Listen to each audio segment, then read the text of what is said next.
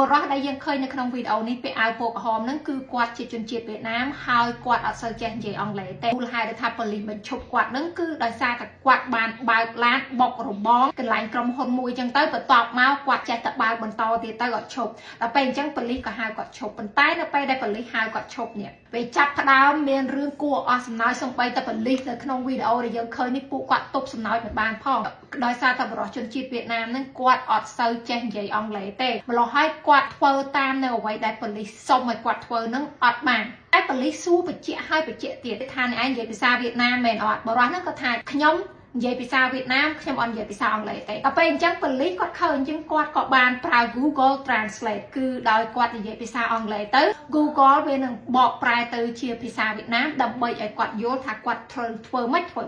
ឧទាហរណ៍ថាប៉ូលីសនេះគឺចង់ឲ្យលោកពូក្នុងវីដេអូនេះមើលដៃរបស់ប៉ូលីសហើយប្រើភ្នែករបស់យើងមើលដៃអត់ងាកទាំងក្បាលអញ្ចឹងទេប៉ុន្តែពូជនជាតិវៀតណាមនេះគាត់នៅតែពេលប៉ូលីសធ្វើអញ្ចេះគាត់ដាក់ទៅអញ្ចឹងមើលម្ដងតាមការពិត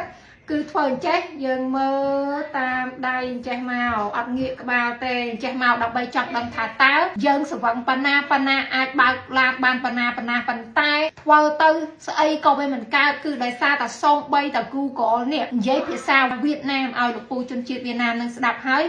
គាត់នៅតែធ្វើតាមអត់បានទៀតមូលហេតុប៉ូលីសបានបញ្ជាក់ថាគឺដោយសារតែលោកពូនឹងគាត់ស្វឹងខ្លាំងពេកធម្មតាមនុស្សស្វឹងពេលខ្លះទាំងយើងទាំងគេនិយាយទៅស្ដាប់គ្នាអត់យល់ចា៎ទោះជាប៉ូលីសនឹងព្យាយាមបកប្រែនៅក្នុង Google Translate ហ្នឹងឲ្យគាត់ក៏ដោយគាត់នៅតែអត់យល់ពីគោលបំណងរបស់ប៉ូលីសយើងមើលយើងដឹងហើយប៉ូលីសពេលតែព្យាយាមចាក់ដៃគាត់ចឹងយកមកដាក់ខ្នោះគាត់បែរជាគិតថាប៉ូលីសនឹងព្យាយាមចាក់ដៃគាត់ចាដូច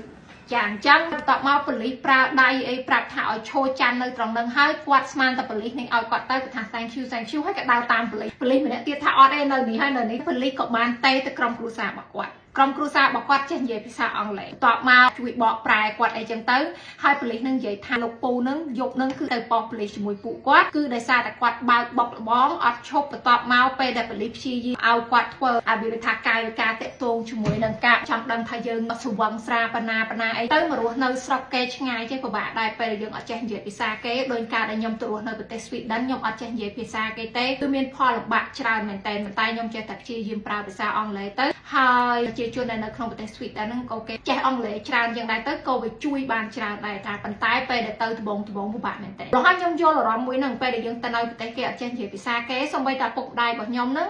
ការដែលគាត់មកនៅអាមេរិកបានជិត1ឆ្នាំហ្នឹងទៅនៅជាមួយបងស្រីខ្ញុំនៅ Long Beach